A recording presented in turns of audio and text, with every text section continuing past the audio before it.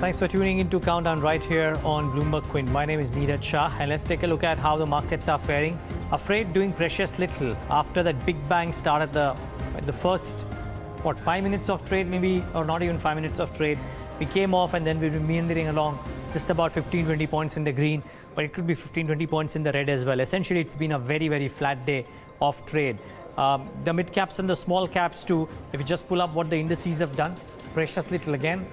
And out here too, it's about a third of a percent lower, but it could well have been flat or marginally the green as well. Essentially, a day which has just moved along very, very restlessly. Let's just see if the last 1.5 hours brings about some excitement or no. Market breadth average and the heat map will show you that even on the Nifty, while the quantum of green was higher at a point of time, it is now probably even Stevens there, in favor of the decline. So the broader markets, that 1/3% downtick brings this about. But if you pull up the Nifty 50 heat map, you will see what I'm talking about. It's almost even Stevens, actually neck to neck for both the greens and the red. And the same set of losers for most part of the trading day today. So Sun Pharma, the top loser, down about 4%. Commodities have had a slightly tough time. And stocks in the IT space, by and large, occupy larger space in the green. Let's tell you some specific stocks that are doing well. Otherwise, I think it has to be technology which takes center stage in terms of the big movers in the session. Large cap, mid cap, small cap. So on the index, Tech Mahindra, HCL Tech, TCS, all of them doing rather well for themselves. A broader end of the spectrum, stocks like Sonata Software, NIT Technologies, I think both of them are doing well. And it just shows what the rest of the pack is doing too. And you can argue that L&T Technology has got more going for it because it's also been included in the CLSA model portfolio. 3 percentage points weightage for L&T Technology, and that stock is up about 8% in the session today, so really good going. On the flip side, Sun Pharma amongst the top losers, 536 though, off the lows of the day, but still trading with a fair bit of red, as are the commodity names. So the likes of Vedanta, Hindalco, Tata Steel, etc. All of these have some issues in the session today. Last but not the least, just want to mark one mid-cap name, or actually two names. One of them is Eros International, 5% higher now, was up about 8-9% in a pre-open session, started off 15% higher, but this Reliance deal working well for them, and Schneider Electric has done rather well for itself too in the session today. I just want to bring up 2 or 3 things on the wall. One of them, of course, is the contributors list to the turnover that we're seeing in the session today, and let's just try and show you how all of that is looking like. So first, the contributors list will come up on your screen, and you will see that there is a fair bit of flare that the IT space is showing in the winners side. So Infosys up about 6 points, TCS about 10 odd points, HDFC by virtue of being a heavyweight is up and about, but the IT stocks are essentially holding out for the index on the gaining side. On the losing side, it's a clutch of commodity names which are leading the way down. So Hindalco, Tata Steel as well as Vedanta amongst the top contributors in the session. Lastly, just want to bring up what the turnover is in the session today. Penultimate day to expiry. You would presume that the turnover might be higher, but I think the cash market turnover will disappoint people. So FNO side, the NSE FNO turnover about 6,40,000 crores, so that's okay. The cash market volumes just about 19,000 currently as well.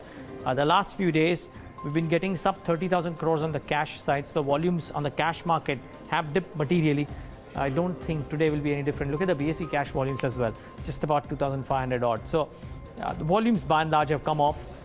The trend, well, maybe sell on rally is probably the word that most people are attributing the trend to currently. In just moments from now, we'll get our guests as well and talk about how is it that they are approaching the current scenario. I just want to lastly bring up the Nifty Bank and maybe try and see what the indicators, the RSI indicators are saying. So the Bloomberg terminal chart will come up on your screen, wherein the RSI indicators will show you that the Nifty Bank and the Nifty are trying to take some key support at key moving averages. This is the Nifty Bank, which has just spurted a little bit in the session, 24945 or 24948, and the Nifty too, you will see just trying to spurt a little bit. But look at those charts, and they will show you that there is a bit of support that the Nifty Bank is taking around the 200-day moving average, something that is not tested in the whole of the last 1 year except this last 15 days. And then the Nifty too, you will see is taking crucial support at the 100-day moving averages. So You're making it a habit of being in and around these numbers. Let's see if there is any kind of a breakout that comes about a bit later on in the day or post this expiry as well. Okay, before we move any further, I think it's important to also figure out what managements within specific companies had to say today. So we spoke to Persistent Systems, Eros International, and a few other companies. Let's start off with hearing out what Jyoti Deshpande of Eros had to say to us. It's less about the money and more about signaling a partnership. Eros International PLC already has about $140 million on its balance sheet. At the India level, what we're doing is setting up a joint venture company for content consolidation. RIL has signaled its plans to enter media and entertainment in a big way. So tying up with content partners such as Eros is part of their strategy, and it's our absolute privilege to be part of this partnership. So each party will contribute 500 crores each, and we will make films in Hindi, in regional languages. We'll make original content programming for digital, and do all kinds of content creative partnerships to try and consolidate the fragmented industry today and grow it to a much larger size. The mechanism of India funding was always that the parent will give film advances to India. India will export overseas rights and worldwide digital rights to the parent, because Eros now is housed outside of India. ASAP, we're raring to go, so we'll get this on the ground as soon as possible. We've already, the calls have started coming in. Talent wants to work with both companies, so it's a win-win, and we'll announce the first few deals of this partnership very, very soon. Effectively, our net debt is very less. We've got already enough cash on our balance sheet. We did a round of financing in December, which we announced. So in just as late as December, we did a $100 million convertible bond at the PLC level. So we have, like I said, in excess of $140 million already. We're comfortable with our debt position. We had repaid some of the RCF already. We have about $90 million of debt at the India level, which is not very high. We have additional headroom of undrawn facilities at the India level as well. So this is so we're going to invest in growth for the next couple of years. And that's arguably one of the mid-cap stocks of the day, though I would say that the technology names far outweigh any of the others on the gainers list in today's session. Well, let's talk about the markets at large. Pradeepkumar, he's the Chief Executive Officer at Union Asset Management Company, joins us right now on the show. Mr. Kumar, thank you so much for taking the time out and speaking with us at Bloomberg Quint. What's the approach at your house? Because the trading template seems to have shifted from a buy on dips to a sell on rally. Is the investing template still centered around buying the market on any substantial dip? I think this is definitely a time to be cautious on the markets and stick to companies where you have clear visibility of earnings growth. Because any company which had run up on valuations without having earnings to back is certainly looking very vulnerable. So as a house, we are very cautious and sticking to only companies where we are convinced about the earnings growth, about the level of leverage, and about the governance and the management. I think one needs to be very, very selective in these markets, because the valuations have clearly run up across the board, and if the earnings don't back it in the coming quarters, I think some of the stocks are looking very vulnerable. Okay, am I understanding you correctly? I mean, answer your question. We would actually buy. We would buy on dips where we see quality in terms of earnings growth. The problem, though, Mr. Pradeepkumar, is that the quality, wherever there is a quality earnings growth that exists or could come about, those things either are in a spot of bother right now and the future, as uncertain as it maybe, is looking attractive, or if the present is attractive in a present continuous tense, so to say, then things aren't falling as much, and therefore those things aren't becoming as valuable from a P multiple or any other asset valuation multiples. How does one navigate through this problem? So I think in markets like this, it's very important to be cautious, and I would repeat that it's very important to stick to quality companies even if they appear to be relatively more expensive, because any risk you take on the earnings side is quite likely to turn out to be an expensive thing.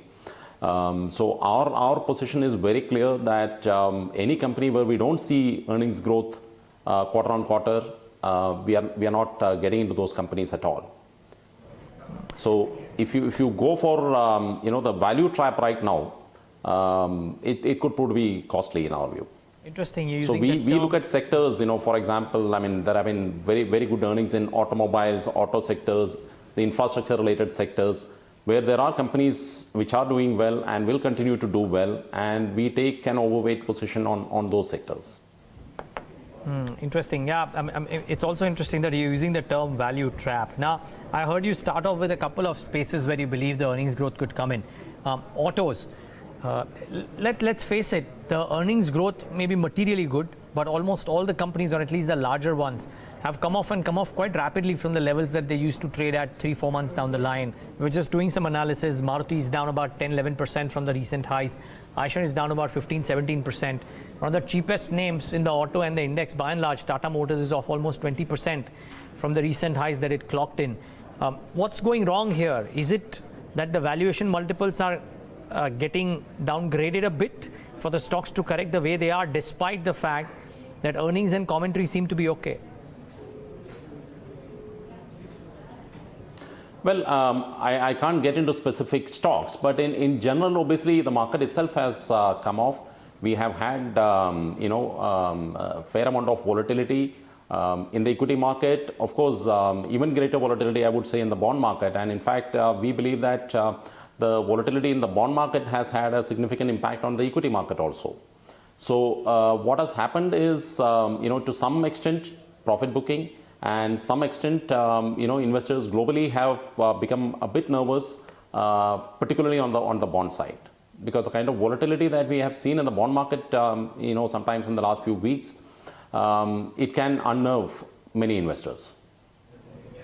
What's your sense, Mr. Pradeepkumar? I mean, we are in a period of fairly prolonged period of the yield strengthening, but the yield in India is strengthening for a lot of other reasons than what the global yields might be doing. If there is a spate of rate hikes in the US, are markets globally and therefore locally pricing that already? Or do you think that will usher in some more volatility and some more hardening of the Indian yields as well? Well, I don't think the Indian markets are fully priced in the expected hike in US yield. There are people who expect that the US yields 10-year could hit 3.5%. I'm not entirely sure that we have fully priced that in. And as US actually starts raising the rates, we could see further hardening of yields in the Indian market. And I would not be surprised if the benchmark yield moves close to 8%. But if it goes there, from that point, we actually see the chances of yields softening further as the macro situation in India improves, and we definitely expect that the fiscal deficit next year will come under better control. So over an 18 to 24 month time frame, I am confident that we can make a decent amount of returns from the bond market, but the short-term outlook is certainly very volatile. How much further? And if I can add in one final question out there on the currency too, which has started to look slightly choppy the last 48 hours.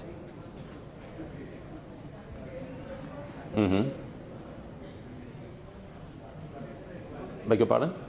I was asking how much further for the yields, and if I can add a question on the rupee as well, which has started to look slightly choppy.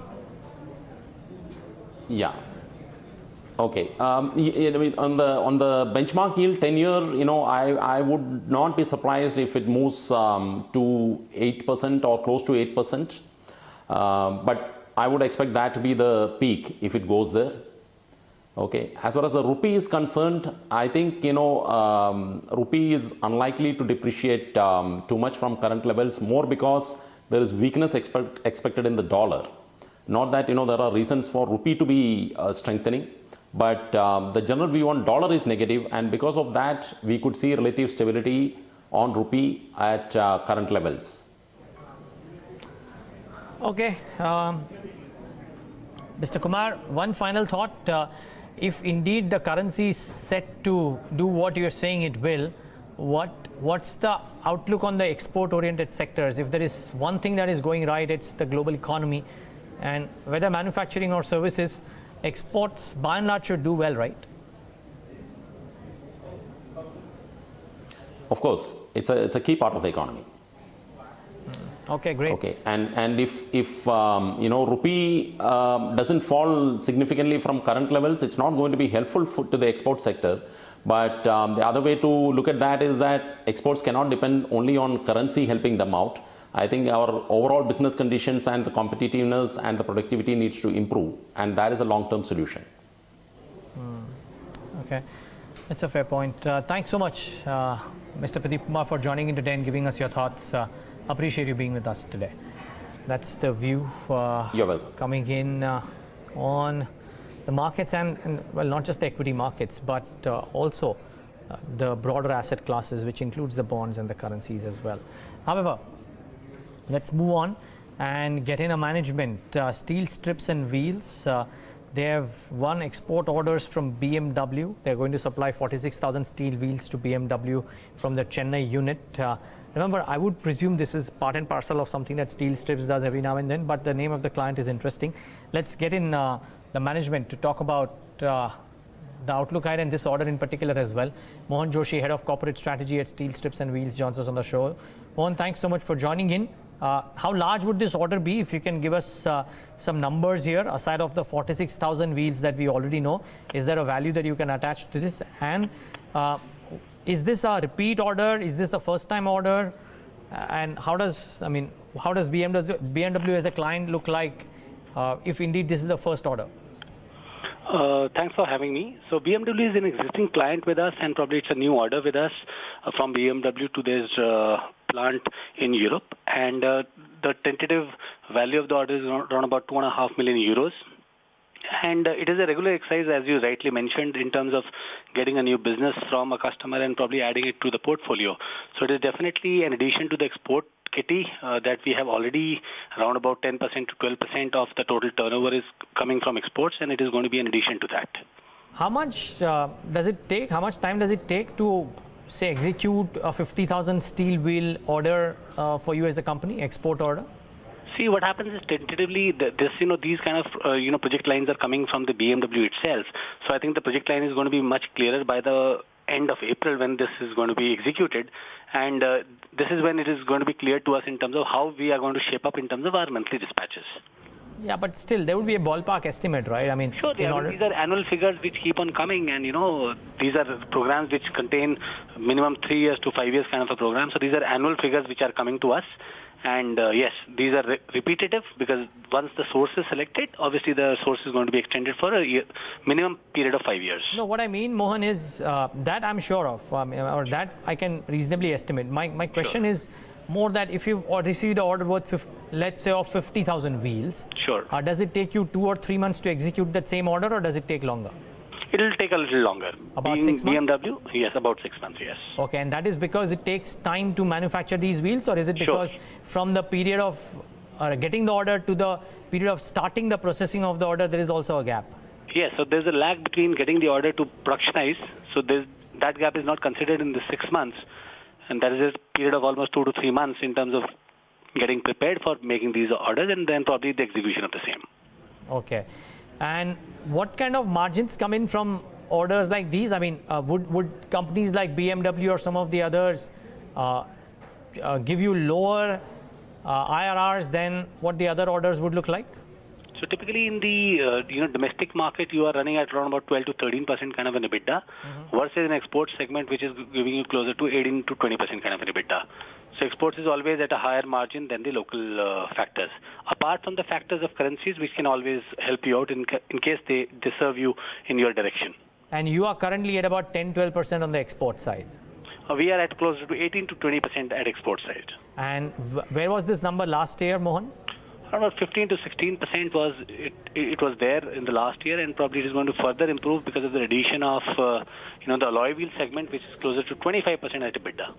So does this happen at the cost of domestic, or is it just that the quantum of export orders are increasing? So what is typically happening is that the export is currently at 10% of the total book, which we are trying to increase towards 12 to 13%. And we are hopeful that in financial year 18-19, this 12% is going to be significantly higher in terms of the percentage of the total sales. And we are having enough capacities to take up additional orders of exports and serve them. So I think it is more to do with what kind of orders are coming to us and execute in the existing capacities that we have. So as I told you that we have two new setups, which are commercial wheels and alloy wheel segments, which are recently launched, and they are catering towards export segments, wherein we are expecting the 18-19 financial year is going to be at closer to 17 to 18% of the total sales coming in from the export side. Which I understand. My question is, does this 17 to 18% happen along with the domestic market also showing an increase, or is the domestic sales going to be a flat situation? So I think domestic market is predominantly a factor of the product mix which happens. So the more you have on the CV segment and the tractor segment, the EBITDA margins tends to move up. The more it moves towards the PV segment, the EBITDA margins tend to move lower. Mohan, I'll talk about the EBITDA. Firstly, the top line. The top line, will the domestic sales stay stagnant, or will that also show a growth? So I think in domestic market, we are targeting about a 10 to 12% kind of a CAGR, which is very, very easily achievable right now. And I think that we are going to beat our own estimates of 1,800 crores for this financial year and 2,300 crores for the next year by a margin of 10%. So you would presume that it's a safe assumption that you might actually do 2,500 crores worth of revenues in FY19? Yes. Even though the internal target is about 2,300 crores. 2,300 crores. And I heard you mention that your margins will move up over the course of the next 1 year. Yes. So I think the new businesses which are adding up are higher than the current margins of the company at 13.5%. So the new creative businesses are coming at almost 17, 18 to 20 to 22%. So depending on what segment moves in what tandem, will this 13.5% at the company level will tend to move up. So you could very well do about 350 to 400 crores of EBITDA in FY19. Yes, this is what the target is, that we are eyeing a 15% kind of, an EBITDA margin on top of say 2,500 crores kind of a turnover. And what about the other costs, the interest cost, etc.? I mean, what's the kind of bottom line growth that would come in, because you have an increased top line and a much better EBITDA margin picture as well in FY19? Yeah, so for FY 18-19, we had given internal guidances towards a 5% increase in the PAT because of the factor of higher interest rates, because of higher interest costs and higher repayments because of the factor of new capex that we had done. Now these capexes are yielding you results, and probably we are going to be eyeing a 25% kind of an increase in the net profit margins for the financial year 18-19. What about debt equity, Mohan? I think debt equity is right now a little higher because of the fact that, a recent capex of almost 600 crores has happened over past 1.5 years. And the repayment on an average yearly basis is around about 110 crores, which we are completely comfortable with internal accruals itself. So I think debt equity right now is at escalated level, which we are not comfortable from that perspective. But yes, we are working on that. And over the next 2 years, we are going to be at around about 1.1 to 1.2. Currently, is it northwards of 2? Yes, it is around about at 1.9.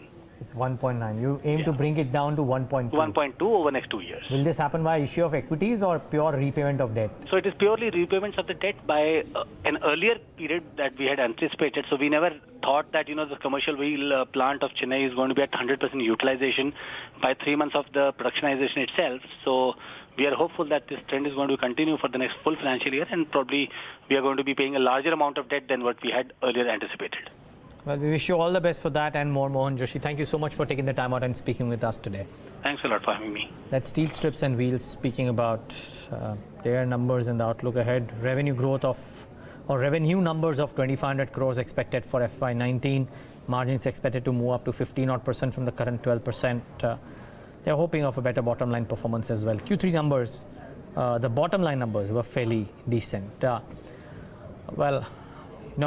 Yatin is with me. I could have asked him about steel strips as well, but let me ask him about the more important bit, and that is CLSA's note, which has remained overweight on the housing sector in its model portfolio, and added a few things and removed a few things as well. Yatin, what stood out for you in this report?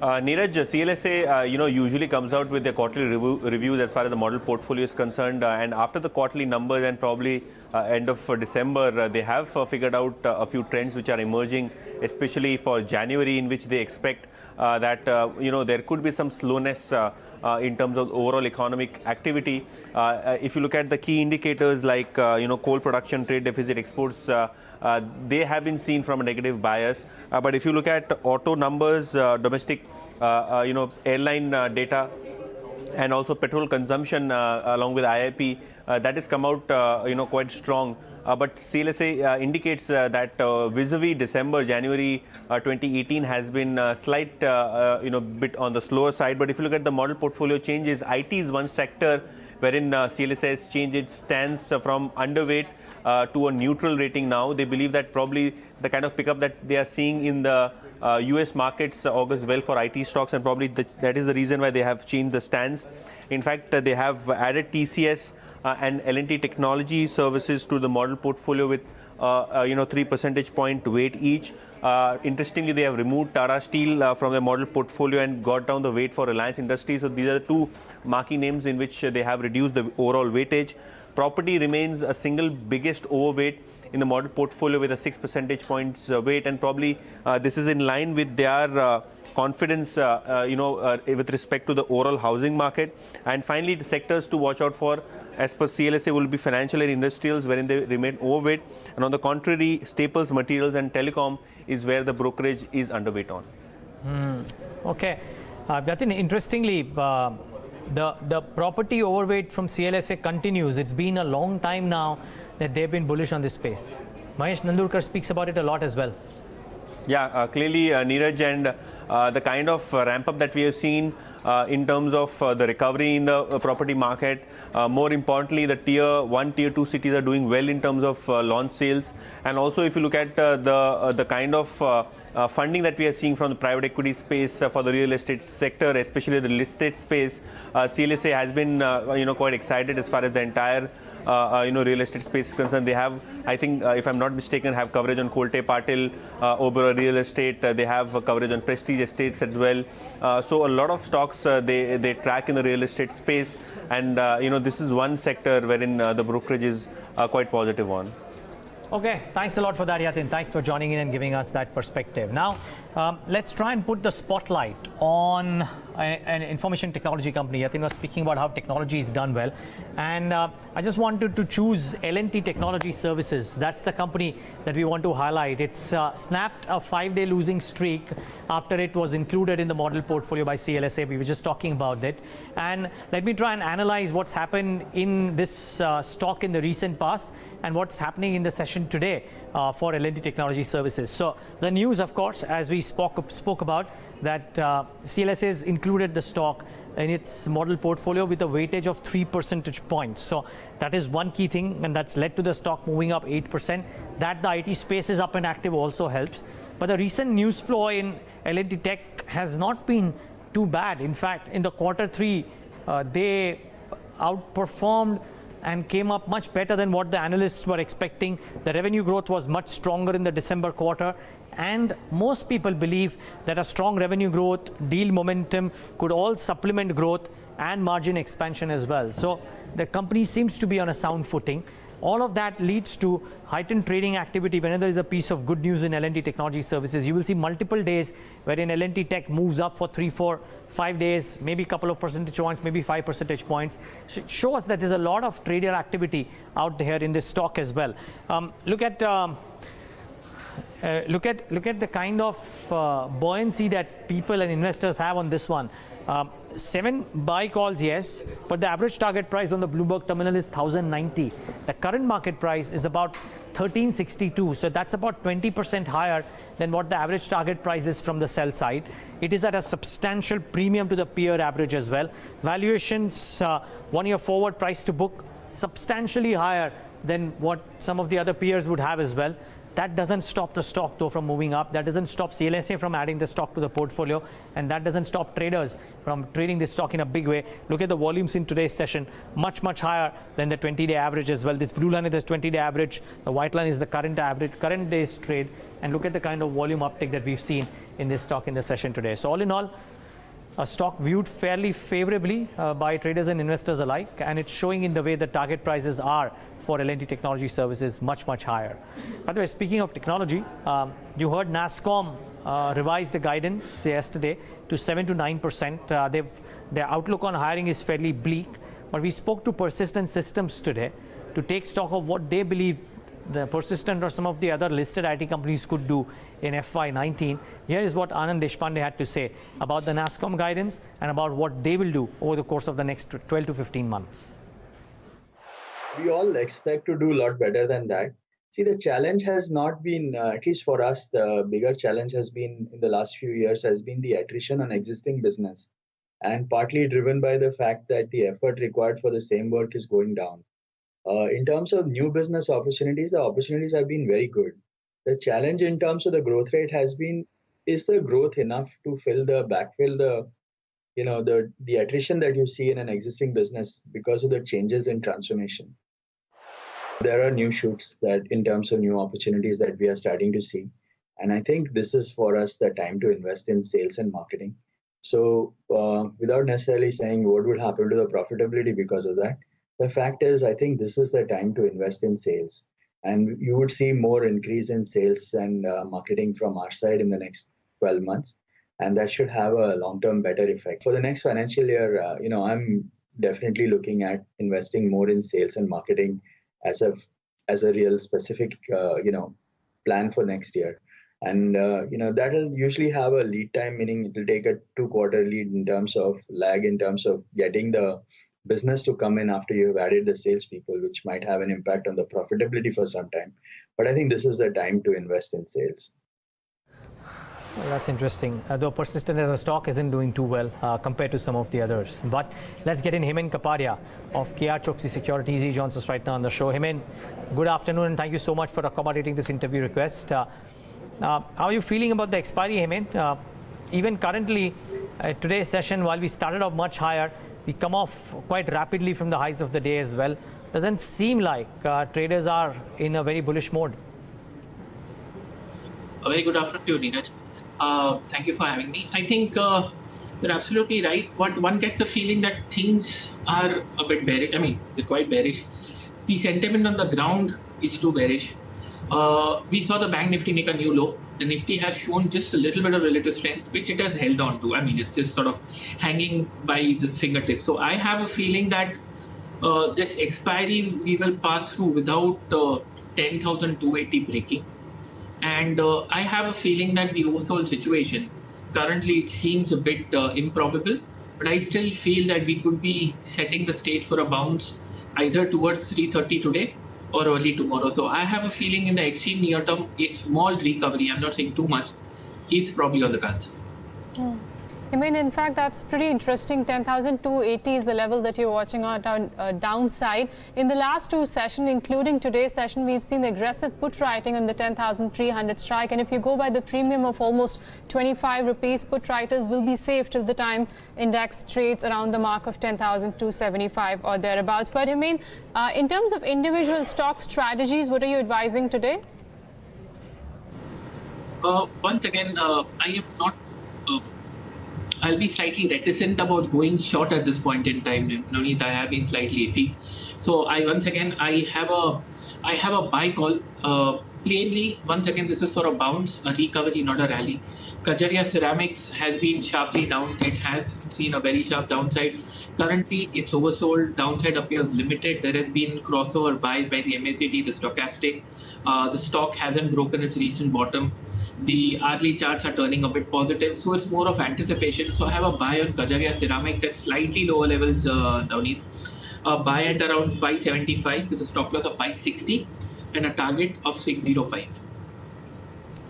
Okay, so that's the trading strategy on a non-F&O counter. That's Kapadia Ceramics, where he has a target of nearly 605. But let's also welcome in Hadrien Mendonca, Senior Technical Analyst at IIFL, who joins us on the show. Hi, Hadrien. Good afternoon, and thanks a lot for joining us today on Bloomberg Quinn. What is your reading been about the trends that one has seen in the last 7 to 8 sessions? Clearly, it remains a market where on every pullback, there are some short positions that are being built at higher levels. How would you approach the expiry till tomorrow? Is there any trade that one can play? See, definitely, as you've mentioned, that the past 7-8 days, we've seen a lot of selling pressure being built up as soon as we see some kind of, attempt of making a pullback. But if you've noticed in the past 2 days, today and yesterday, the sell-off has slightly tapered off. Now we'll have to wait and watch because we have another hour to go. Because everything happens at last hour. Generally, that is what is happening in the past 3-4 days.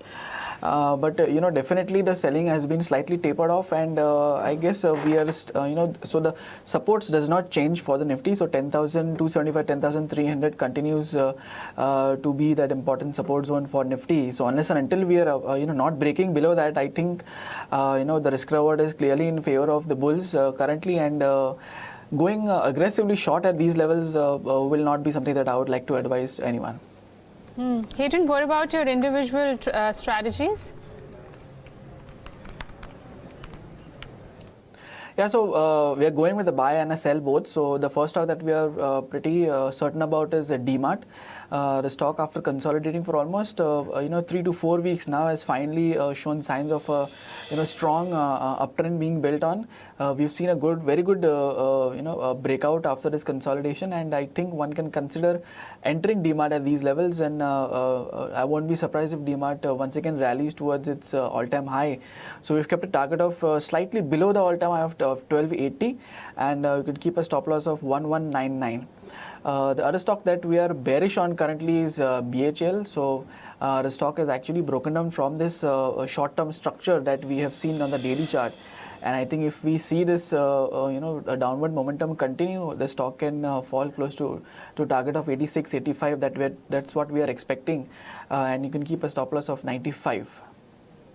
Okay, so those are a couple of the individual strategies from both our experts. And Hemen, I'll come back to you. Sorry, I thought Kapadia Ceramics is not an F&O counter, but it is there in the futures and options space. It's just that it doesn't feature on the top 10 stocks usually, at least in the last 2 to 3 months. But what's doing well, Hemen, today is the mid-cap IT pack. And once again, Mindtree, that's also seen good gains in today's session. Let's say if somebody was holding a positional long call on Mindtree, what sort of targets you would be watching out, or what sort of targets that you can advise them where they can look to book their profits? I mean, for a change, Mindtree goes up on a Wednesday instead of a Monday. But anyway, that's on a lighter note. There is this resistance level now, which comes in at around 740. These are cash market levels. So assuming there's a short-term trade, I think 740 is a level one can look to book profit. And somehow if that gets taken out, I'm not sure will that or won't that. If that gets taken out, then we'll have a serious crack at its recent high of 780 plus. But 740 seems to be on the horizon. Things are turning positive. Volume is higher than the last 5 trading sessions. We've been moving sideways for the last 5 hours. There's a volume spike, MACD buy on the hourly charts, 2 hourly charts, 3 hourly charts. So some more upside in Mindtree on the cards. Okay, so that's the view coming in on Mindtree. Just want to mark few stocks. EIH, Associated Hotels. Despite of the market movement today, that stock's seen a bit of strength. In fact, at one point of time, it was up 20% and locked in upper circuit. That circuit is open, but definitely the stock today has moved higher on very high volumes, considering it is not a very liquid counter. What else? Schneider Electric, that's up nearly 10% in today's session. And also you've got stocks like MAN Industries, that too has gained nearly 6% as we speak. So there are a couple of stocks in the broader markets which are doing well, and Neeraj already highlighted L&T Technology Services, which has seen substantial gains in today's trade. But on that note, let's also bring in our fundamental guest, Mr. G. Chokkalingam, founder and managing director at Equinomics Research and Advisory, joins us on the show now. Hi, Mr. Chokkalingam. Good afternoon to you, and thanks a lot for joining us today. I want to start off with a view on the IT pack. Yesterday, there was a guidance given by NASSCOM of 7 to 9% for FY19. And if you look at the upper band, it's higher compared to the guidance that was given for FY18 of between 7 to 8%. Do you think there will be companies within large cap or mid cap pocket which can outdo the guidance which has been given by NASSCOM for FY19? I have a strong doubt on that because if you see last 2 quarters, the large IT companies' revenue in dollar term is growing in poor single digit, 1, 2, 3%. Unfortunately, for the first time in the recent history, even in rupee term, they are growing in poor single digit. Now, there are no sign of any positive triggers coming from IT export front. You can't name any positive trigger. I mean, you all have only negative developments in terms of visa restrictions. But on positive side, we haven't come across any trigger at all. So in the absence of any positive trigger, I doubt whether the large IT companies can get back even 7 to 9% dollar revenue growth. I believe that it will take more than a year or so to get back to that range. Most probably, they would continue to grow anywhere from 3 to 6% only. As far as stocks are concerned, in stock market, I firmly believe that mid-sized IT firms will continue to outperform large IT stocks because of the consolidation which is happening for the last 3-4 years. So this process would continue for the same reason that the large IT companies are not able to grow even in the revenue term in double digits. So therefore, I would bet on mid-sized IT companies than on large IT companies quite aggressively.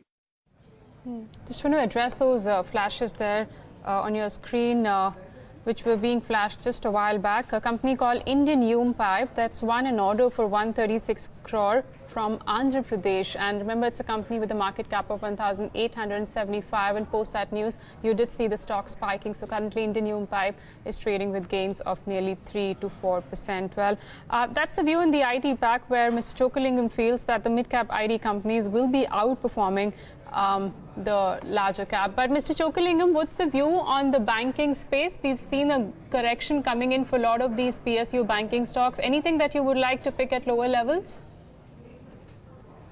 Yeah, certainly. I mean, I think it is slowly bottoming out. The punishment is adequate enough. For example, if you take a PNB, it is now close to 110.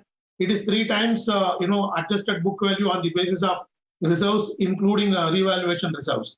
So I think the punishment is adequately done. And in the last 20 years, whatever scam we have seen in the financial market, it has gone to strengthen the system. So I would take a positive cues out of this adversity. And therefore, I would suggest to look at PSU banks. We have Syndicate Bank, which also corrected a lot. But if you look at the net NPA and price to adjusted book value, it is one of the attractive stocks within the PSU segment. So one can definitely look at Syndicate Bank to buy at the current prices. Is it possible to predict the book accurately, Mr. Chokkalingam? I would presume that you would want to make an investment based on an exact analysis of what the numbers would look like. Out here, would it be a bit of presumption? Which I'm not saying it's bad or good. I'm just trying to get your sense here. No, you are absolutely right. So let us recall the fact that the RBI was not aware of the kind of scam we have seen now. So analysts are sitting outside the bank, very difficult. I completely agree with you. So what analysts like us can do is only the crunch the number, trend, take a call on management quality, shareholding pattern, things like that. So if you do all this and, the kind of credit growth we have seen, in the last 2 years, they have been growing at a poor single digit or some of these POC banks, even the credit is stagnating. So the scope for incremental NPA is limited. So whatever the inherited, where we have already seen huge surge in the reported NPA. So that gives some confidence that incrementally may not be very bad on NPA front. But of course, on fraud front, you can't guarantee. But then, as I said earlier, there are also little comfort because the kind of magnitude of fraud we have seen, I am sure either government nor the RBI can afford to see the repetition of such frauds. So it would only go and strengthen the system. So considering all these facts, and also the fact that the stock has corrected more than 60-70% from 2-year high, I would bet on something like Syndicate Bank. On a reported number basis, yes, it looks much far superior. So even if I assume a proportionate error in the judgment, still relatively at least it looks very good. Well, Tata Steel, it's not been a great week for Tata Steel. Once again, the stocks come under pressure. Remember, a day before yesterday, post the news was confirmed that it has emerged as the biggest bidder in terms of Bhushan Steel's plant. Today, once again, Tata Steel seen cuts of nearly 2%, trading around the mark of 636. Hadrien, at current levels, does it indicate any sort of support level around the stock, or one can still look to create fresh short positions around the current levels? Tata Steel continues to look weak, absolutely, there is no doubt about it, and it is actually heading towards its very important long-term support zone that is close to the 615 level. So that is the long-term 200-day moving average. So ideally, if you see in the past, since the lows of 2016, we have not breached the 200-day moving average. So I think that will act as very important support. So anything close to 614, 615, one can actually start accumulating Tata Steel if you have a slightly longer term perspective. Definitely aggressive shorts in Tata Steel at these levels is not advised. A stock that has gotten out of whack today is Sun Pharma. You have to admit that. While it is still rumors, and I was just having a chat with Darshan, and he was saying that there is a higher probability of any kind of news with regards to the halal inspection coming out day after tomorrow, not really so soon. So there's some bit of either informed selling or kite flying that is happening in today's session in case of Sun Pharma. Volumes fairly high as well. For a 500 rupee stock to trade 20 million shares is not small. So there's a fair bit of F&O and cash market volumes that are there in Sun Pharma. But well, let's wait and watch. We probably get a definitive answer only a bit later on. That's the volume picture, and as you can see, today's volume compared to the 10-day average volume substantially higher. It's an event-based stock, Hemen, and therefore maybe difficult to trade. Still, if somebody wants to do so, what would your advice be? I think you summed it up perfectly, Neeraj. I think it seems more like kite flying. Having said that, could be F&O blues. I have a feeling 500 is something important, Neeraj. We have not closed below 500 in Sun Pharma on the weekly chart since 8th September 2017. That level has held. It has been breached intra-week, but it has managed to hold on. I would assume that unless this halal thing completely misfires, I think 500 is something closer to 500 where one can take a counter call. Maybe one can buy a call because if one wants to go long in futures and it backfires. But I have a feeling downside would appear limited. We've gone to an intraday low 511 on the BSE, Neeraj. So closer to 500, time for a counter call. The bigger picture, okay, it's like you said, event risk. Volume has been high. The MACD given a buy after almost 2 years. The worst technically is over as far as I see for Sun Pharma. Okay, that's a view on Sun Pharma. Remember, the counter also slipped below its 200-day moving average in today's session. Let's move on. Analysts have turned positive on Vedanta. What is it that's put Vedanta in a sweet spot? Let's bring in Nikki Mirchandani, who has drawn up an interesting analysis on this. Nikki, over to you. Thank you, Navneet, for that. Analysts have been bullish from quite a while for this company, but then if you look at the number of analysts which are now incrementally turning bullish, you would see 100% of that. If you look at the 1 year returns for this company, the stock is fetched a good return of 23% and has a further upside of roughly 23% as per the Bloomberg consensus. If you look at the rating, that the number of analysts who cover the stock, the second slide that we have is for buy rating. year back, you had 19 analysts who suggested a buy on this counter. 3 of them suggested a hold. None of them were on the sell side though. And now you have all of them actually turning bullish in the past 1 year, clearly indicating that more of the analysts are now incremental analysts now suggest that clearly the company seems to be in a sweet spot. So what's really working well for the company?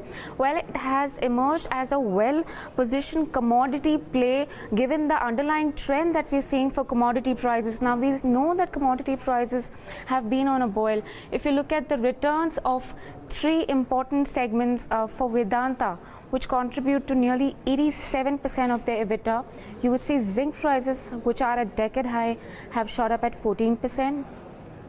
Aluminium prices have shot up by 15%, and Brent, which is now stabilizing around that $65 per barrel mark, has shot up by a good 16%.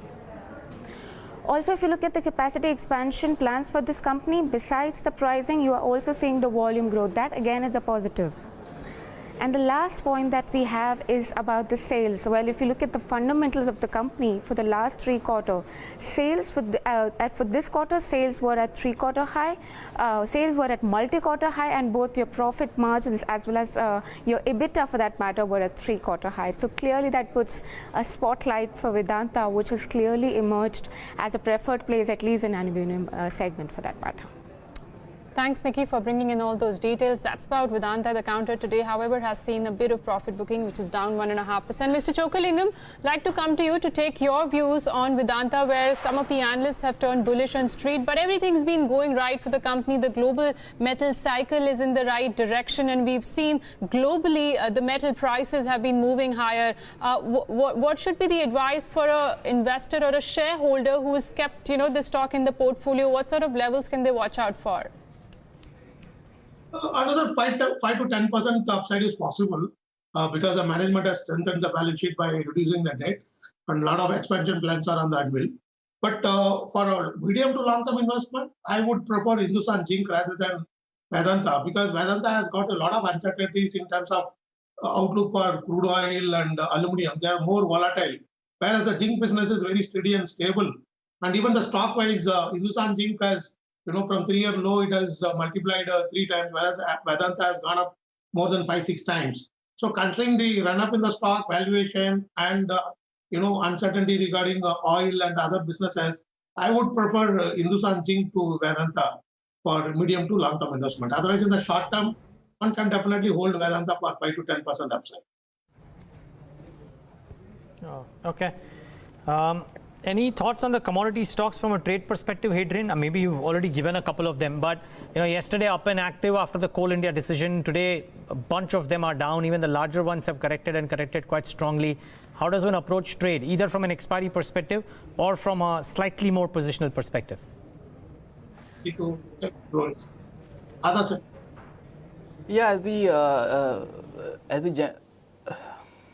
was that question for me? Carry on, Hadrien. Yeah, so I was saying, Hindustan Zinc, as the gentleman on the other side was rightly pointing out, I think even in the short run, Hindustan Zinc looks much more better off. Although Vedanta is not bad, but Hindustan Zinc continues to show good strength even on the charts. In fact, today it has given a consolidation breakout. The only problem here is the volumes are not, backing up the move. So I think we'll consolidate further before we could see a good, strong up move going forward. So Hindustan Zinc is something that even I would prefer. Okay, so Hindustan Zinc is looking good on the charts is what Hadrien is suggesting. But the other stock which has been under pressure post its earnings has been Motherson Sumi, and now for the month of February, Motherson Sumi has corrected nearly 14 to 15%. In today's session also, as we speak, the stock is almost at day's low. Hemen, I'll come to you around the levels of 315 on Motherson Sumi, keeping in mind the correction that we've seen in the recent past. Has it reached its support level, or one can still hold on to their short positions? It hasn't reached its support level yet, Navneet. I think the support level is at 303 in the cash market. We've gone to an intraday low of 313.50. So it's some more downside, but I think for safety's sake, one can probably cut the shorts. There is positive, I know it's a bit early, but presumptuous, but there has been positive divergence on the hourly charts. So I wouldn't wait till 303 to cut the short position. Yeah, if I were to go long, I'd wait a bit more. But if I had a short, I would book some profits. Okay, that's the view in Madison Sumi. In the last 1 month, it's down nearly 17%. Let's get you a fundamental pick of the day, and we'll go across to Mr. Chokkalingam to get his funda pick actually for the day. Mr. Chokkalingam, you're bullish on Andhra Sugar, which I guess is more of a caustic soda play than sugar play. To a large extent, yes. But, this stock is not well covered by analysts in Bombay. It is not only caustic soda. This is about 60-year-old company. It has got more than 15 factories. It has got a many diversified businesses. It is into rocket fuel. It is into sugar. It is into acetic acid. It's also into aspirin. Recently, it has got US FDA approval, and it is expanded aspirin capacity substantially. And profit from aspirin segment has gone up by more than 40-50% in the last year.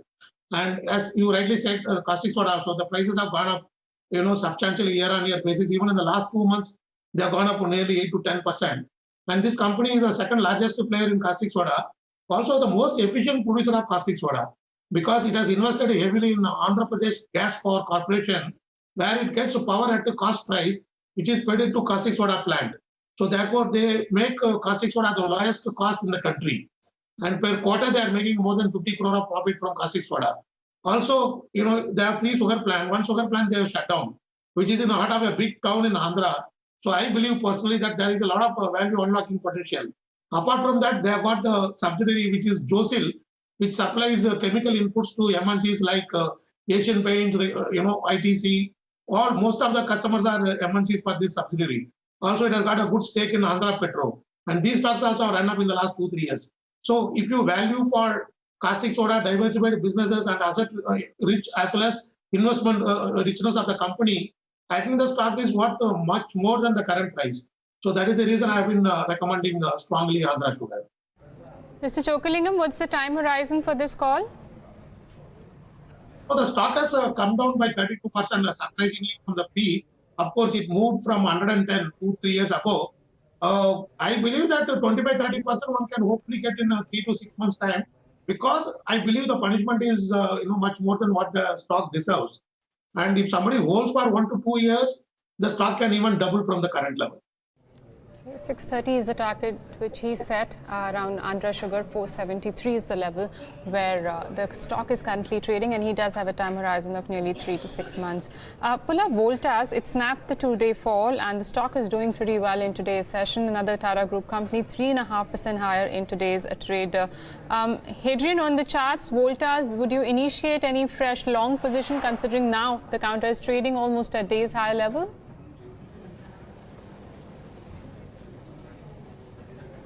Yeah, definitely. The stock has actually corrected for the past 3 to 4 sessions, and it has fallen from almost 625 levels and it hit low of 550 odd. So around those lows, we've seen 2 important things actually happening. First is it has actually not pierced its previous immediate low of 6 Feb, and also it came very close to the long-term 200-day moving average, which it has not broken for a long time. So I think these are 2 important parameters that have triggered for Voltas, wherein we've seen this strong buying momentum that we've seen today. So I think a very short-term trade can be taken in Voltas with a long bias. So one can expect a target of close to 585 to 595 in the next couple of days, and your stop loss also comes close to around 568, 569. A bit of a bounce here on Voltas, right? It was down in trade yesterday. I think some short positions, if I'm not wrong. In today's session, a bit of a bounce. This week's chart on Voltas could be helpful before we take that break, because it may be up today. I just bring up the last 5 days chart or the 7 days chart, yeah, and it's had a bit of a downward trend before this bounce up. Let's wait and watch what happens here. Okay, take a break on that note to continue a conversation with all our experts on the other side of this break. We also get you the Fab 4 stocks of the day. We at 3:15 get you what dealing rooms are recommending in the session today, and some closing strategies post that.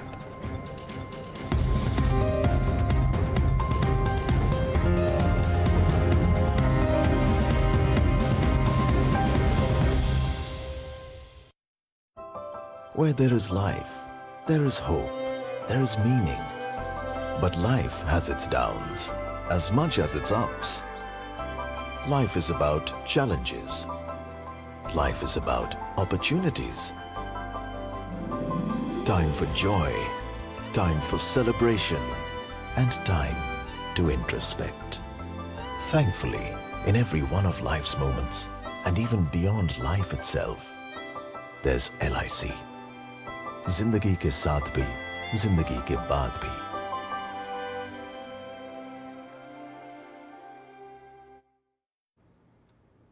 Sorry, I'm late. क्या हुआ? कुछ नहीं यार. Just working on my expansion plan. Funding का चक्कर. It is so frustrating. I feel like banging my head against the wall. No, don't bang your head. Cross the bridge instead. Bridge? हाँ, ये देख. ला. अरे. This bridge gets you in touch with interested investors. Funding happens, which means more outlets, more customers. Interesting. And what exactly is this bridge? A stock exchange created for your kind of company. Just list on it and help your business expand. Really? Yeah. तो फिर list कर लूं? और क्या? शुभ काम में देर किस बात की? चल. हाँ. NSE Emerge. साथ हमारा, सफलता आपकी. The SME Growth Platform from India's largest stock exchange. Meet Mrs Mehta. इन्होंने नो रूम रेंट कैपिंग वाला ICICI Lombard complete health insurance नहीं लिया और जा पहुंची ब्रोकर बबलू के बिल्कुल बराबर में. बर्बाद कर इसके. ए स्टील का बेच जल्दी. मैं इधर ने हरणिया का इलाज कराने आया हूँ. अगर तूने ये शेयर नहीं बेचा ने तो मेरे को बाईपास कराना पड़ेगा.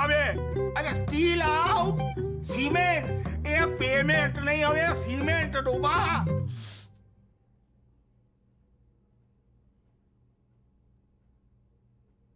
तेरे को ब्रोकर किसने बनाया? अरे तेरे को रूम शेयरिंग की टेंशन नहीं, इंश्योरेंस लीजिए. ICICI Lombard complete health insurance देता है हेल्थ कवर के साथ साथ नो रूम रेंट कैपिंग का बेनिफिट भी, ताकि आपको मिले अपनी मर्जी का रूम और सुकून. ICICI Lombard complete health insurance. Tension नहीं, इंश्योरेंस लीजिए. व्हाइट शर्ट्स कितने प्लेन और सिंपल. फॉक्सेंट प्लेन और सिंपल व्हाइट शर्ट को बना दे स्पेशल और fashionable. Foxcent, new fashion wear for main.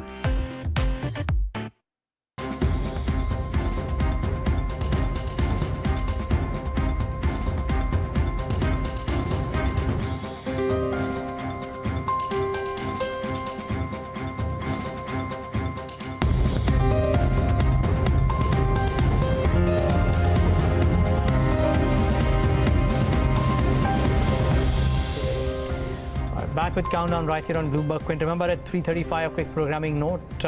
In about 30 minutes from now, we'll bring you the mutual fund show with Mere Asset Management. So do stay tuned for that as well. However, at 3 or 2, that time of the show, we're going to get you what dealing rooms are recommending in the session today. Yash, or rather, we get you the Fab 4 stocks of the day, excuse me.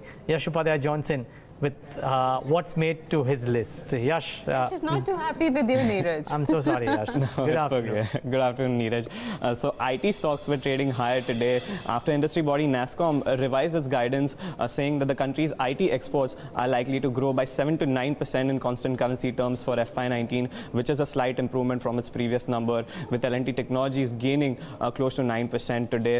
Max India was at one point up almost 4% after the company said that it would be buying the entire stake of its South African joint venture partner in Max Healthcare Institute. Indian Hume Pipes was up about 5% as well after the company said that it has received an order worth close to 140 crore rupees from the government of Andhra Pradesh under the Atal mission for providing the supply of water. And finally, we are also looking at Schneider Electric. This one has up almost 10%, gaining the most in over 5 months after some 45 lakh shares changed hands via multiple block deals, with volumes too coming in substantially higher at over 40 times the 20-day average. Back to you guys. Thanks, Yash, for bringing those Fab 4 stocks of the day. I'm going to take Schneider Electric forward and take Mr. Chokkalingam's view on this stock. Remember, almost 3% equity change hands in multiple block deals in today's session. Mr. Chokkalingam, do you track this counter? We've seen a good surge after I don't know how many trading session, 10% higher for Schneider Electric today. I'm sorry, the recent time I haven't looked at the stock. I haven't seen the results. No problem, Mr. Chokkalingam. But the other one which has just gone up in trade is Ajmera Realty. If you could just bring up the intraday chart of Ajmera Realty and see exactly how it's trading. It's almost at day's high with gains of nearly 6%. Hadrien, Ajmera on the charts with this sudden surge that we've seen, any trade can be taken?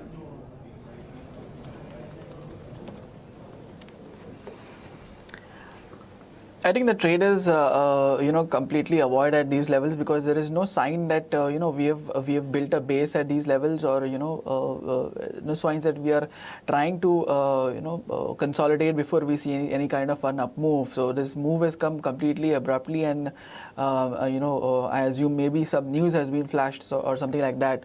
But technically, there are no signs that we could see such a good up move in today's trading session.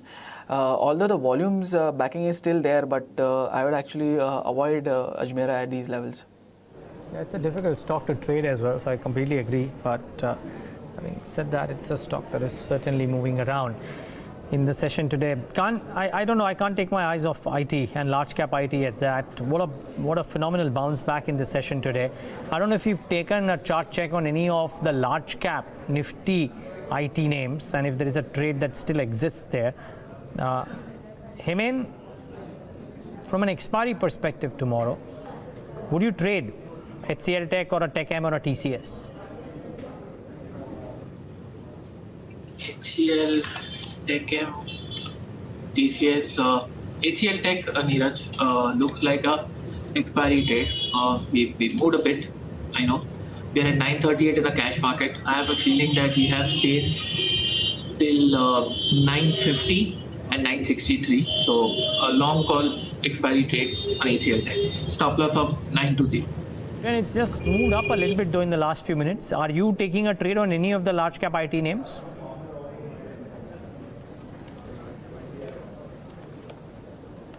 Hadrien? Yeah, so TCS is one stock that we are pretty bullish on. In fact, my first preference would be HCL Tech, but the gentleman on the other side has already discussed that with you. So I'll go with the TCS. The stock has shown very good momentum in the past 2 days. In fact, it has also today managed to close above the 21-day moving average, which is good sign for a short-term long trade. So given expiry in mind, I would trade a TCS and an HCL Tech both with a long bias. Okay, so both HCL as well as TCS can be traded with long bias. Also keeping in mind tomorrow is the expiry day, so that trade can be taken. According to Hemen, he likes HCL Technologies still tomorrow. But I want to pull up IDBI. That's currently a top gainer in terms of F&O securities. I remember IDBI was active in yesterday's session as well. And look at that chart. The gains have just come in the last 5 to 10 minutes of trading about 5% higher. Mr. Chokkalingam, any view on this one, IDBI? I mostly avoid PSU banks which have got outstanding net NPA substantially more than net worth. So I think IDBI belongs to that category. As I mentioned earlier, I would look at PSU banks whose net worth, financial net worth, that is excluding revaluation reserves, is still less than the outstanding net NPA. And also the banking credit is still growing. So if I go by these two criteria, I would avoid IDBI bank. Okay, avoid IDBI Bank, and also pull up the intraday chart of Ajanta Pharma. Remember, the Pharma pack has been quite weak because of the weakness that one has seen for Sun Pharma. But Ajanta Pharma is also trading almost at day's high level around the mark of 2.5%. Hemen, on the charts, anything IDBI Bank or Ajanta Pharma where trade can be taken? Pharma seems safer than IDBI Bank, Navneet. And if you were to look at a bank, Axis Bank seems like a contra buy call. But coming back to Ajanta Pharma, I think it's on the verge again upward bar reversal today, assuming these levels hold for the next 22 minutes or so. Navneet, volume is highest in the last 10 trading sessions. Crossover buys on the hourly charts, 2 hourly charts. Looks good. A BTST or a buy call on Ajanta Pharma from a 1 or 2 day point of view. Okay, that can be a BTST from Hemen's side, Ajanta Pharma, for a 1 or 2 day perspective is what he is suggesting. Sun Pharma is the one which is in focus. And Mr. Chokkalingam, We know that the inspection at one of the important plants of the company, Halol, is on. But there has been some weakness which has come in, and there is some selling pressure that has been triggered, at least in today's session. The street knows that there is an inspection which is going through. What's the view here, considering there was a bit of rebound, one was seeing in the pharma space, and this is one of the marquee pharma companies, a correction till level of 520. Do you think these can be good, attractive buy levels? No, I would rather wait for the inspection results to come out in public. The problem for a company like Sun Pharma is that, even before all these US regulatory issues started, the stock was trading at exorbitant valuation. Even after this steep fall, it is still trading at, enterprise value to annual sales at about 4.5 times. It is still the costliest stock in terms of enterprise value to sales. And, if you compare with Lupin, it is trading at less than 3 times. So primarily because of this reason, the stock used to trade at even 8 to 9 times sales. So due to this exorbitant valuation, the stock could not withstand all the regulatory issues and the pricing pressure.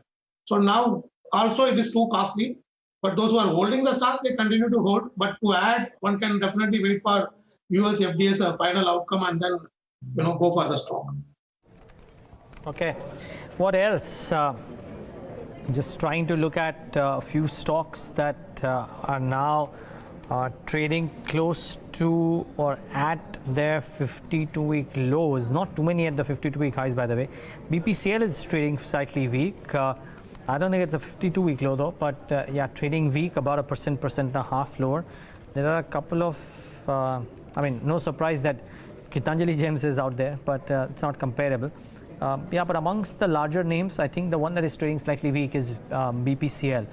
OMCs are slightly off color in the session today. Do watch out for those stocks as well. However, it's 3:10, so that time of the show when we get you what stocks could enter into the F&O ban or come out of the F&O ban in the session tomorrow. Navneet, how's the list looking like? I'm going to disappoint you today. Considering it is the expiry day tomorrow, I chose not to look at stocks because I was looking at stocks like DLF and Dewan Housing. They were, consistently building up open interest on both the futures as well as the option side. But, Neeraj, this is the time, this is the expiry week, so positions are rolled over and the trends actually change in the last 10 to 15 minutes. So probably till tomorrow, we'll not speculate, or rather we'll see the data probably day after tomorrow, which are the stocks where which can enter into the ban period or not. But as we speak, look at Dewan Housing. It's in terms of open interest concentration, this has been on the higher side. And if I'm not mistaken, as of yesterday also, the total open interest as a percentage of market-wide persistent limit was somewhere about 90-91. Hadrien, you want to take a look at Dewan Housing?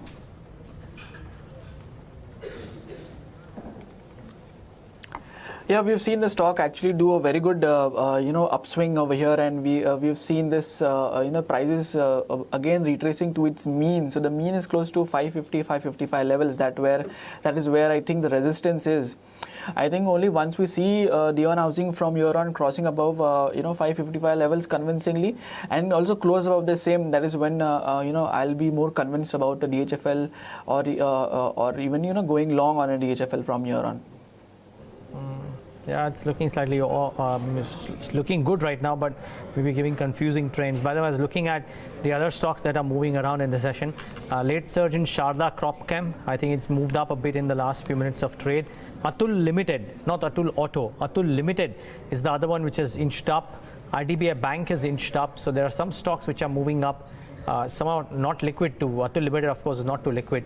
IDBI Bank, fairly liquid, and that's trading at the high point of the day. There's also Tata Power, which has inched up a little bit in the last few minutes.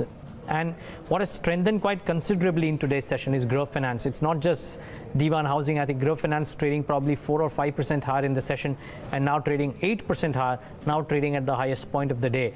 Hemen, a thought on Growth Finance? Oh, I thought you would have thrown something easier, Neeraj, but strong support at 500, 490. We've come up from 710, gave a bounce. We've come down. I wouldn't term this as a double bottom because you need at least a couple of weeks in between. It's been just 1 week. So it's taken support at 500, Neeraj, and that has held. We are giving a high volume upward bar reversal, closing on the 55-day exponential moving average volume is higher than the last 10-12 days. I wouldn't be brave to recommend a buy after it has moved so much. But with a position hold, a bounce, a recovery, a further upside seems like a distinct possibility. Okay. Interesting. Mr. Chokkalingam, what in the housing finance space interests you? If one investor wants to invest only in housing finance, then I would suggest to look at PNB Housing. Really, the balance sheet is very, very attractive. The stock is trading at around 3 times price to adjusted book value as compared to over 5 times enjoyed by smaller firms like Canfin Homes. So this one stock is very appealing within this housing finance segment. Okay, PNB Housing Finance is the stock which Mr. Chokkalingam likes in the housing finance space. But it's 3:15 that time of the show when we get you dealing room check. Yatin Mota and Darshan Mehta are joining us right here. Good afternoon to both of you. Darshan, over to you first. Yeah, so at this point of time, the markets look extremely volatile. But some of the stocks that dealers are talking about, one of them is the Bajaj twins, especially Bajaj Finance, which is down almost at 2.5%. There seem to be a lot of profit booking by some of the dealers that indicate that some of the domestic funds have started booking Bajaj Finance. It's no doubt it's an expensive stock, but they're taking some chips off the table. Apart from it, Hexaware is something that is being spoken about. The management met a lot of analysts and they've given very, very strong commentary in terms of the execution and future plans. So that is something that's actually helping them. And again, you know, today the market is extremely volatile. Again, money seems to be moving back into the safe haven, and IT is one of them, and the largest company is TCS. So there is a significant amount of money flowing back into such stocks. But Yatin, what are you hearing? Well, if you look at Sun Pharmaceuticals, that is one stock which has breached its 100 and 200-day moving average, and clearly there is a lot of selling pressure which is coming in the stock, especially ahead of expiry tomorrow, and dealers do expect that the volatility will continue as far as this pharma giant is concerned. Of course, there is speculation in the market regarding the halal inspection which is currently ongoing, but that is one stock wherein probably dealers expect more volatility to continue in tomorrow's trade. Also watch out for Motherson Sumi. That stock is interestingly down nearly 20% from the recent highs, and dealers do expect the downward trajectory to continue on the trading side. So dealers are shorting the stock at higher levels. And in the cash market, do watch out for Jamna Auto. That is one stock which is currently on the HNI radar and has been accumulated at lower levels according to dealing room checks. Watch out for each of these stocks as well. Jamna Auto, 4.5% higher. A couple of other names out there too. Actually, these commercial vehicle suppliers, Mr. Chokkalingam, there are quite a bit of them. Some of them have had a really good run over the last couple of years, but the commentary from them, even post this quarter, was fairly robust. Though, I mean, of course, we haven't heard from Jamna Auto; they don't speak. But what are your thoughts here? And do you like any commercial vehicle ancillary company? Definitely, you are right. The kind of growth we are seeing in commercial vehicle sales is really unexpected. Fastest growing within the automobile sector. One company which directly benefits out of this is Automotive Axles. We had a coverage, but we closed the stock a little early. So I would not recommend this stock at this price. In case it corrects, then one can look at. Otherwise, one can look at mid-cap stock like Jet Steering.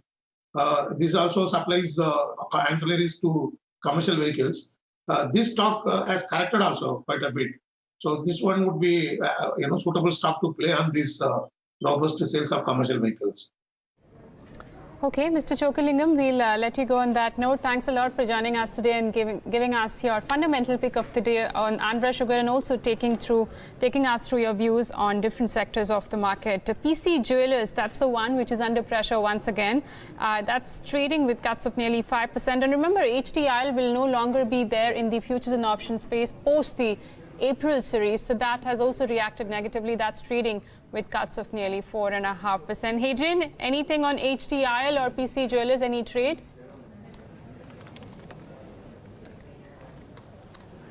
PC Jewelers, I think it's a complete avoid. There are much better stocks to play even for a trader. So PC Jewelers is a complete avoid currently. But HDL, as you've already mentioned, that it's coming out from the FNO. So I think in cash markets you won't be able to sell. But the overall trend for HDL is pretty weak. And if you see the overall real estate trend also is looking pretty weak. The realty index I'm talking about. So I think and HDL and Enable Real Estate, I think these stocks would be best not to go long in these stocks. Rather, you have better names like Reliance Industries or a Vedanta or a Hindustan Zinc that we have discussed that we can go long on. Okay, let's get some trading strategies going from both our technical experts since it's 3:20. Hemen, I'll come to you first. Any BTST or STBD for tomorrow? I have around 11 stocks now need for a BTST. I think the markets are bouncing, will bounce more. But if I were to shortlist something out of this, it would probably be a toss-up between Berger Paints and MCX and a Bharat Forge, and a IOC. So I'd probably go for IOC as a BTST. The closing strategy from Hemen, Berger Paints and IOC, but he's going with IOC, and both those stocks are off day's low, currently trading around the day's high mark. Hadrien, what about you? What's your top closing strategy? Yeah, I think I'll go with a short on a Sun Pharma actually. I know there is a lot of buzz about, a lot of news coming out on the inspection. I don't know how that's going to affect the stock prices, but what I can see on the charts is not nice. From here on, I think if we stay below 540 or even if we have a rally towards 540 on a Sun Pharma, one should use that opportunity to short sell. Only a close above 540 would make things different for Sun Pharma. For me, in my opinion, I'll continue to remain short on a Sun Pharma. Okay, so continue to remain short on Sun Pharma, but Group Finance, as Neeraj highlighted a while back, that's had a good run up actually. It's now trading around with gains of 7 to 8%, 546. I mean, I'll come back to you. Should one take a trade here as well on the upside, Group Finance? What do you see on the charts, considering the kind of move that one has seen in last half an hour of trade? It's apparent we've swapped the bottom of sorts, I mean, and we are bouncing back. We are on the verge of giving an upward bar reversal. Intraday, 500 to 548.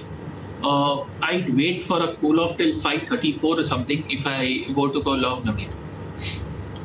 Okay, and Cholamandalam Investment and Finance, remember that's there in the futures and options market. That too has seen gains of nearly closer to 3.7 or 3.6%, and that too is trading around the day's high mark.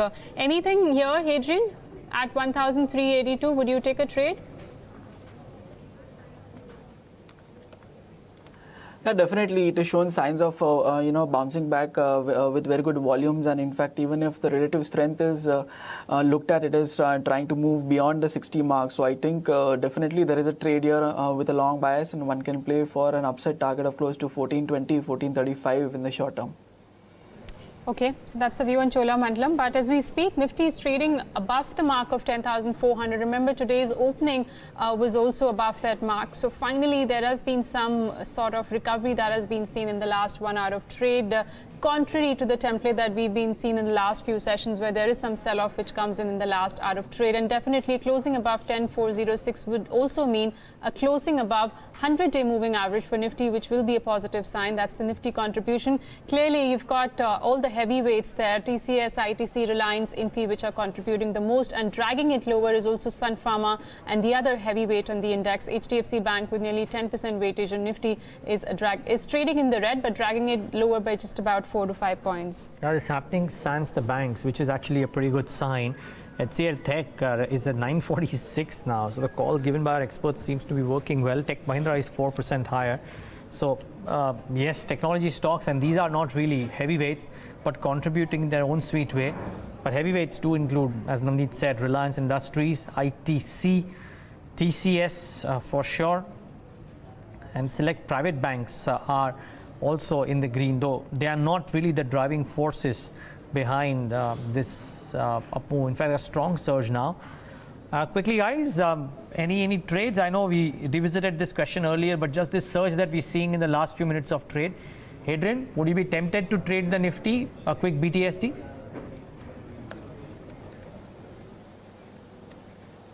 Yes, definitely. As I've been mentioning in the past 2 days that, the risk reward is definitely in favor of the long. So I would really, take this opportunity to go long on a Nifty. As far as, we're closing about 10,400, the scenario, clearly remains positive for Nifty from here on. I think we are heading towards 10,450, 480. That is the next stop where we could see Nifty, facing some kind of resistance. So definitely long on a Nifty. Okay, pull up some other individual names as well. By the way, IDBI Bank is up 7%, so that one is doing well. Contrary to what was happening in the rest of the tire pack, JK Tire should come up on your screen as well. Remember, the last few days for JK Tire haven't been particularly great, and this one is down another 3%. But let's talk about the winners. Some strength in Jubilant Life, that one is up about 6.5%. We've already mentioned Growth Finance, and L&T Technology ending at the highest point of the day. I think it's making a close at about 1373. Extremely strong, extremely buoyant move. This one tends to have a series of moves, Hemen. L&T Tech does.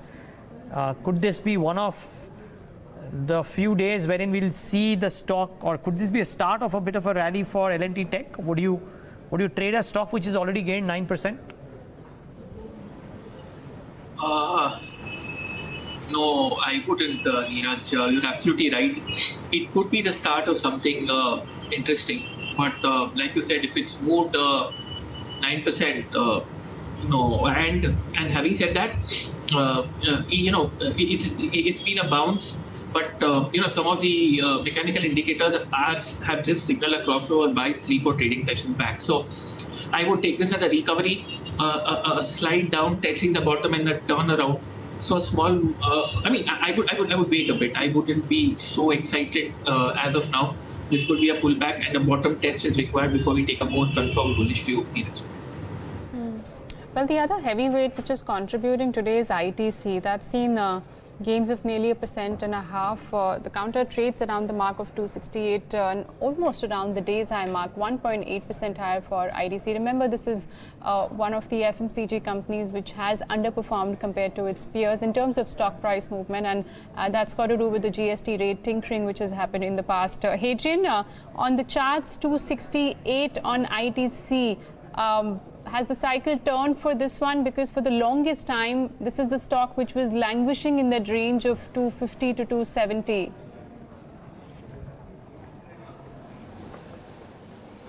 I don't think so. I think we are still not out of the woods. We are still below its long-term 200-day moving average, and that is close to 270. And if you see, the mean reversion resistance is coming at 272. So, short-term trader can play for another 2 to 4 rupees from here. But then, for any kind of a meaningful materialistic change in the structure, I think we have to close above those resistance convincingly before we, actually take a positional call on this. Definitely long-term, investors, good time to enter. In fact, earlier it was much more cheaper, but the trend is slightly showing signs of an improvement, but still not out of the woods. Okay, still not out of the woods is what Hadrien is suggesting, and probably short-term traders can look for 3 to 4 rupees more gain on the upside. But let's head across to Neeraj to find out how exactly the closing is panning out. And Neeraj, for a change, we can call this a stable day. A closing above 10,400 is not bad. Yeah, so you would have been disappointed at the start of the trading day because we started off really high and then came off. But yeah, this is not bad. 138 odd points for the Sensex, about a third of a percent for the Nifty. And at 10,399, you're closing above that 100-day moving average levels of 10,388, 10,392, that range of 10,375 to 10,400. So we're closing above that range, which is pretty good. Nifty Bank, though, not really buoyant, just about making ends meet, so to say. The mid caps and the small caps have recovered a little bit from the lows of the day, and the market breadth would have probably converged, or at least shown signs of converging at close, and we'll get that chart up a bit later on for you. What's moved today? It's been singularly IT, which is carried as an index the way ahead. So TCS, HCL Tech, Tech Mahindra, Infosys, but the heavies are participating on the gaining side. ITC, SBI, Reliance Industries are all helping. And when you have private banks like Yes, Kotak and Axis also marginally in the green, you know that there is enough support coming in from the banking space, even if it is not driving the moves. What's not done well? Sun Pharma, 6.5% lower. Though I must admit that there's probably no known fundamental reason for this. It's happening all on the basis of the halal inspection, but nothing known as yet. Some pressure on Tata Motors yet again, so about 1.5% lower. Bajaj Auto 2 down slightly in trade. So autos haven't had a good day, and that continues really. Tata Motors DVR2 about 1% lower. This pack continues to face headwinds. But what about the broader end of the spectrum, Navneet? Definitely underperformed the benchmark indices, Neeraj, but there were a couple of stocks which did well. So let me start off with EIH Associated. That was the one which showed strength throughout the session, and it's closed with upper circuit 20% higher for EIH Associated. 519 is where it's closing. Schneider Electric was the other one where multiple block deals happened and almost 3% equity change, and that was the reason why stocks surged, finally closing with gains of around 8.5%. You also had a D-Mart that surged about 4% in today's trade, almost 5% actually, closing at day's high. So good day for D-Mart. And remember, the gains have come in the second half of the trading session. Among the banking pack, you had IDBI Bank, which saw good recovery in today's session. So 6 to 7% higher for IDBI Bank. In fact, it has closed around the day's high mark for that counter as well. The mid-cap IT pack, in fact, the entire IT pack was strong today, which outperformed. But the mid-cap IT companies from the likes of NIT as well as Mindtree were up and about, registering good gains. A good day for the entire space. Other than that, there was a recovery seen for Ajanta Pharma at a time when Pharma pack was a little weak. In fact, Nifty Pharma Index was your top sectoral loser also. Look at that counter. That's closing with gains of almost 2.5% around the day's high mark. Motherson Sumi has been falling post its earnings. In fact, for the month of February, the counter is now down nearly 14 to 15%. So the weakness continued there. Some bit of profit booking seen for stocks like Steel Authority, which has been surging in the recent past, and also not a good day for TV today, which slumped nearly 5 to 6% today, Neeraj.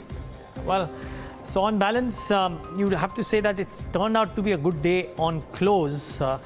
Let's bring up the market breadth for you very quickly, and there is a likelihood that there might be some attempt at convergence. No, actually, no, I stand corrected.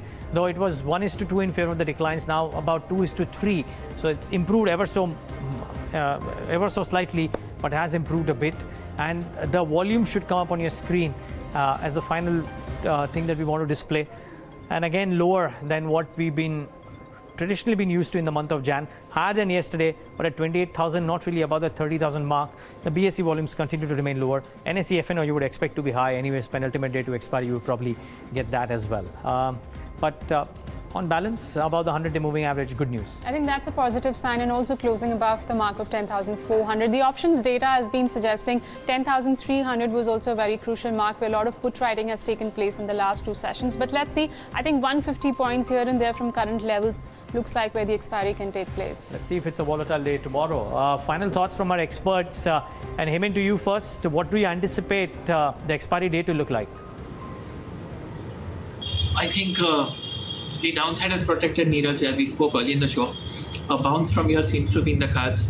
Expiry day, Nifty has closed at 10,397. I'd say expiry should be around or higher than 10,400. Too many individual stocks have shown reversals on the hourly charts. A lot of BTSDs. I think the market should end higher than what we have ended today. It should be a good long day tomorrow. Okay. Hadrien, closing thoughts from you. How would you approach the expiry day tomorrow? Yeah, I would agree with the gentleman on the other side. You know, it could be a long day tomorrow, but I'd just like to, point out this important, thing that, the Bank Nifty is not so enthused. Although we have seen, long trades in the last hour, but, the Bank Nifty as an overall has not shown any kind of strong improvement.